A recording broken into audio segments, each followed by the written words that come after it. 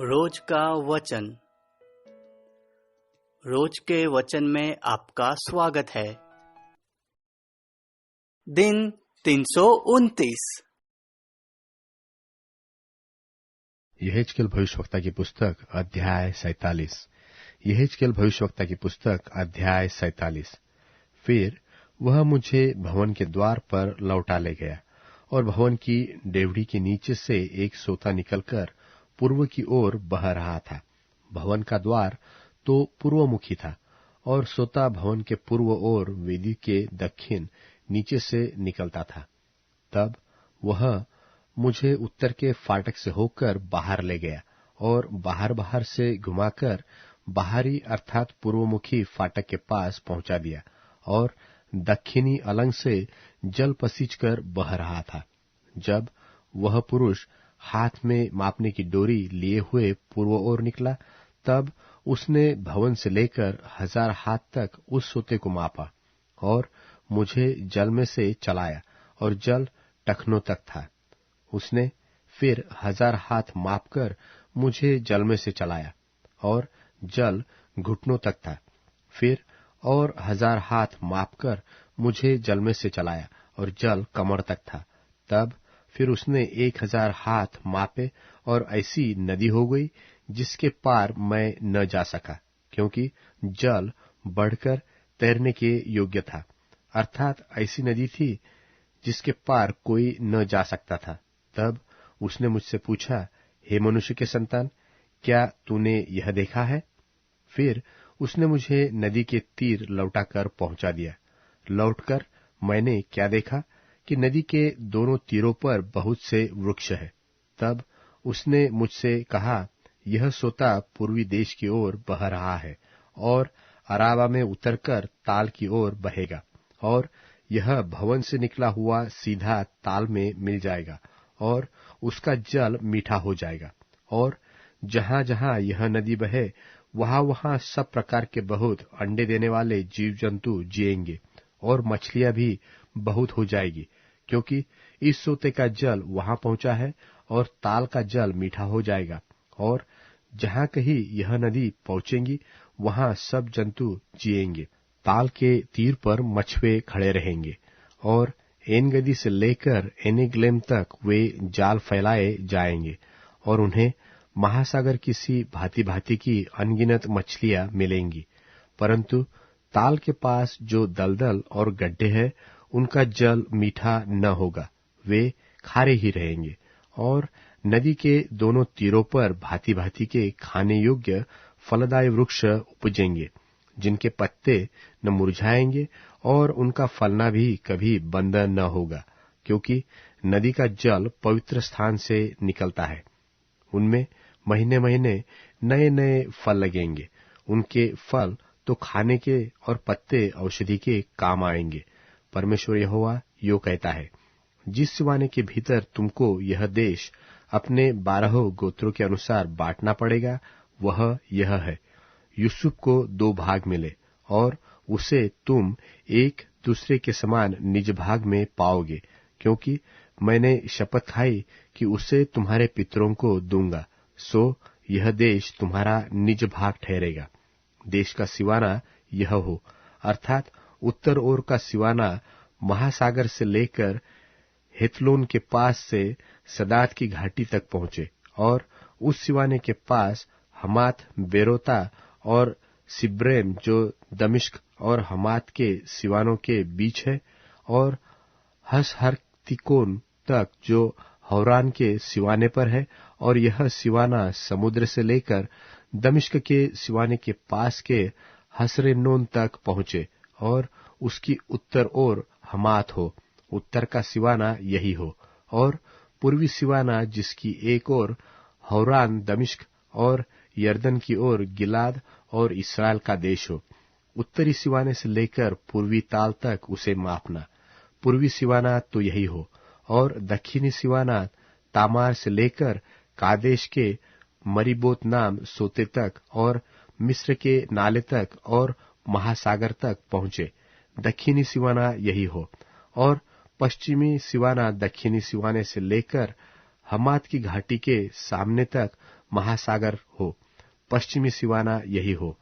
इस प्रकार देश को इस्राएल के गोत्रों के अनुसार आपस में बांट लेना और इसको आपस में और उन परदेशियों के साथ बांट लेना जो तुम्हारे बीच रहते हुए बालकों को जन्माए, वे तुम्हारी दृष्टि में देशी इस्राएलियों की नाई ठहरे और तुम्हारे गोत्रों के बीच अपना अपना भाग पाए। जो परदेशी जिस गोत्र के देश में रहता हो उसको वही भाग देना। परमेश्वर यहोवा की यही वाणी है।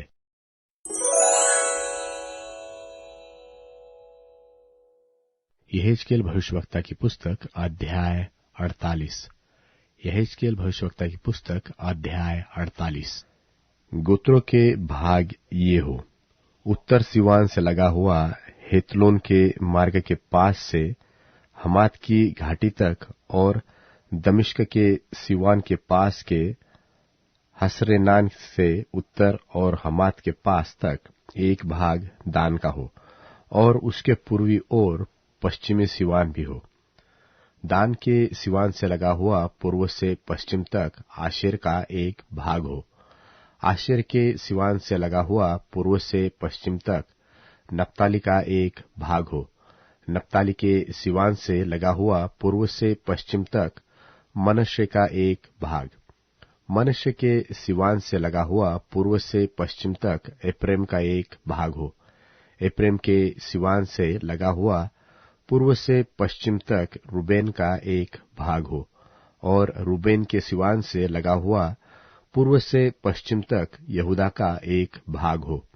यहूदा के सिवान से लगा हुआ पूर्व से पश्चिम तक वह अर्पण किया हुआ भाग हो जिसे तुम्हें अर्पण करना होगा। वह 25,000 बांस चौड़ा और पूर्व से पश्चिम तक किसी एक गोत्र के भाग के तुल्य लंबा हो और उसके बीच में पवित्र स्थान हो।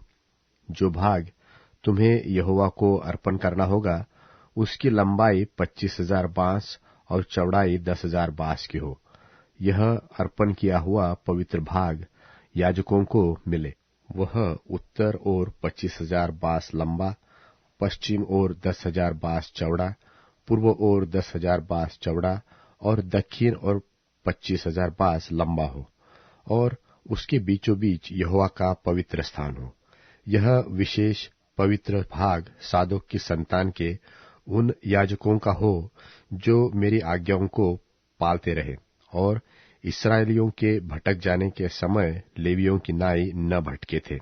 सो देश के अर्पण किए हुए भाग में से यह उनके लिए अर्पण किया हुआ भाग अर्थात परम पवित्र देश ठहरे और लेवियों के सिवान से लगा रहे और याजकों के सिवानों से लगा हुआ लेवियों का भाग हो। वह 25,000 बांस लंबा और 10,000 बांस चौड़ा हो। सारी लंबाई 25,000 बांस की और चौड़ाई 10,000 बांस की हो। वे उसमें से न तो कुछ बेचे न दूसरी भूमि से बदले और न भूमि की पहली उपज और किसी को दी जाए, क्योंकि वह यहोवा के लिए पवित्र है। और चौड़ाई के 25,000 बांस के सामने जो 5,000 बांस रहेंगे वह नगर और बस्ती और चराई के लिए साधारण भाग हो और नगर उसके बीच में हो और नगर की यह माप हो अर्थात उत्तर, दक्षिण, पूर्व, पश्चिम और 4,500 हजार हाथ और नगर के पास उत्तर, दक्षिण, पूर्व, पश्चिम चराइया हो जो 250-250 बांस चौड़ी हो। और अर्पण किए हुए पवित्र भाग के पास की लंबाई में से जो कुछ बचे अर्थात पूर्व और पश्चिम दोनों ओर 10-10 बांस जो अर्पण किए हुए भाग के पास हो, उसकी उपज नगर में परिश्रम करने वालों के खाने के लिए हो। और इस्राएल के सारे गोत्रों में से जो नगर में परिश्रम करे वे उसकी खेती किया करे। सारा अर्पण किया हुआ भाग 25,000 बांस लंबा और 25,000 बांस चौड़ा हो। तुम्हें चौकोना पवित्र भाग अर्पण करना होगा जिसमें नगर की विशेष भूमि हो और जो भाग रह जाए वह प्रधान को मिले। पवित्र अर्पण किए हुए भाग की और नगर की विशेष भूमि की दोनों ओर अर्थात उनकी पूर्व और पश्चिम अलंगों के 25,000 बांस की चौड़ाई के पास जो और गोत्रों के भागों के पास रहे वह प्रधान को मिले, और अर्पण किया हुआ पवित्र भाग और भवन का पवित्र स्थान उसके बीच में हो। जो प्रधान का भाग होगा वह लेवियों के बीच और नगरों की विशेष भूमि हो। प्रधान का भाग यहूदा और बिन्यामीन के सिवान के बीच में हो। अन्य गोत्र के भाग इस प्रकार हो, पूर्व से पश्चिम तक बन्यामीन का एक भाग हो। बन्यामीन के सिवान से लगा हुआ पूर्व से पश्चिम तक शिमोन का एक भाग हो। शिमोन के सिवाने से लगा हुआ पूर्व से पश्चिम तक इस्साकार का एक भाग। इस्साकार के सिवाने से लगा हुआ पूर्व से पश्चिम तक जुबलून का एक भाग।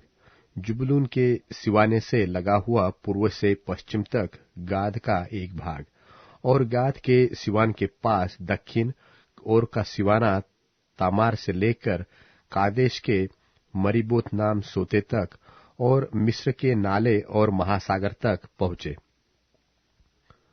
जो देश तुम्हें इस्राएल के गोत्रों को बांटना होगा वह यही है, और उसके भाग भी यही है। परमेश्वर यहोवा की यही वाणी है। नगर के निकास ये हो, अर्थात उसकी अलंग जिसकी लंबाई 4,500 बांस की हो। उसमें 3 फाटक हो, अर्थात एक रूबेन का फाटक, एक यहूदा का फाटक और एक लेवी का फाटक हो, क्योंकि नगर के फाटकों के नाम इस्राएल के गोत्रों के नामों पर रखने होंगे। और पूरब की अलंग 4,500 पास लंबी हो, और उसमें 3 फाटक हो, अर्थात एक यूसुफ का फाटक, एक बिन्यामीन का और एक दान का फाटक हो।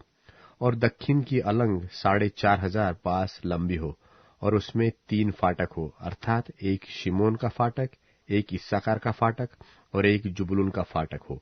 और पश्चिम की अलंग 4,500 बास लंबी हो, और उसमें 3 फाटक हो, अर्थात एक गाद का फाटक, एक आशेर का फाटक और नफ्ताली का फाटक हो। नगर की चारों अलंगों का घेरा 18,000 बांस का हो, और उस दिन से आगे को नगर का नाम यहोवा शामा रहेगा।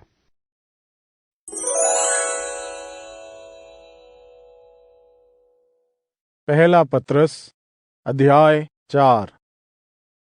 इसलिए जबकि मसीह ने देह में होकर दुख उठाया, तो तुम भी इसी रवैये को हथियार की तरह ले लो। इसलिए कि जिसने देह में दुख उठाया है वह गुनाह से आजाद हो गया है। इसलिए इस देह में अपनी बाकी जिंदगी मनुष्य की अभिलाषाओं में नहीं, लेकिन परमेश्वरीय इच्छा के अनुसार बिताओ। क्योंकि दुनियावी लोगों की शैली, जैसे कामुकता, पियक्कड़पन, रंगरेलियां, मदपान गोष्ठियां तथा घृणित मूर्ति पूजा में जो तुमने समय गंवाया, वही बहुत हुआ। इन सब बातों में उनको आश्चर्य होता है कि तुम ऐसे भारी बुरे कामों में अब उनका साथ नहीं देते हो, इसलिए वे तुम्हारी निंदा करते हैं। लेकिन यीशु जो जीवित और मरे हुओं का न्याय करेंगे, उन्हीं यीशु के सामने उन लोगों को अपनी करनी का हिसाब देना पड़ेगा। क्योंकि मर चुके लोगों को भी खुशी की खबर इसलिए सुनाई गई, ताकि देह में तो उनका न्याय मनुष्यों के अनुसार हो, लेकिन आत्मा में वे परमेश्वर के मुताबिक जिएं। सब कुछ जल्दी खत्म होने वाला है, इसलिए समझदार होकर प्रार्थना में लगे रहो। प्रेम अनगिनत गुनाहों को ढांप देता है, इसलिए एक दूसरे से प्रेम रखना सबसे बड़ी बात होगी। एक दूसरे की पहुनाई बिना कुड़कुड़ाए करो। जिसको जो वरदान मिला है वह उसे परमेश्वर की तरह तरह की कृपा के भले भंडारियों के समान एक दूसरे की सेवा में लगाए। जिसको सिखाने का काम मिला है वह ऐसा बोले जैसे कि परमेश्वर ही उसके माध्यम से बोल रहे हैं। यदि तुम्हें दूसरों की मदद करने की योग्यता मिली है तो परमेश्वर से प्राप्त सारी शक्ति से ऐसा करो। तब यीशु मसीह के द्वारा परमेश्वर को हर बात में प्रशंसा और सम्मान मिलेगा। सारी महिमा और अधिकार उन्हीं का है।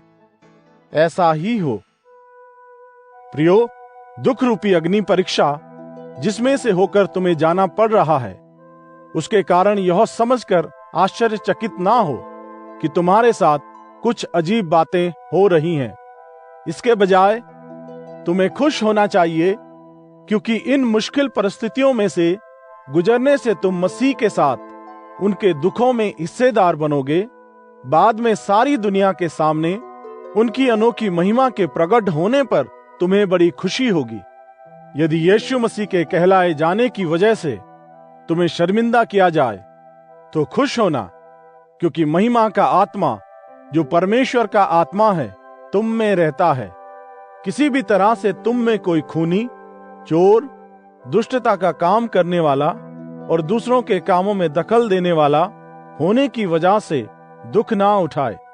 लेकिन यदि कोई मसीह होने के कारण दुख उठाए तो शर्मिंदा ना हो, लेकिन अपने इस नाम के लिए परमेश्वर की महिमा करे।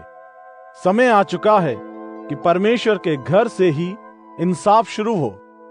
इसलिए अगर इंसाफ की शुरुआत ही हमसे होगी तो उन लोगों का क्या होगा जिन्होंने परमेश्वर के सुसमाचार को नहीं अपनाया। यीशु के लोगों के लिए उनके विश्वास के कारण इस दुनिया के जीवन को खत्म करके भविष्य के जीवन में दाखिल होने तक बहुत दुख है। तो मसीह का इनकार करने वाले भविष्य के जीवन के दुख को कैसे सह पाएंगे? इसलिए वे भी जो परमेश्वर की इच्छा अनुसार दुख उठाते हैं, सही चाल चलते हुए अपने आप को विश्वास योग्य सृजनहार के सुपुर्द कर दें।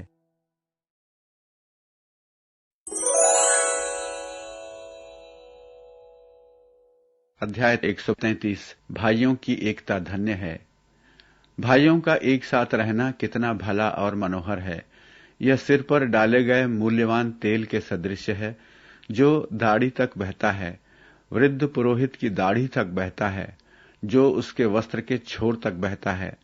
यह हेर्मोन पर्वत की ओस के समान है, जो सियोन की पहाड़ियों पर गिरती है। वहां प्रभु ने आशीष को, शाश्वत जीवन को नियुक्त किया है।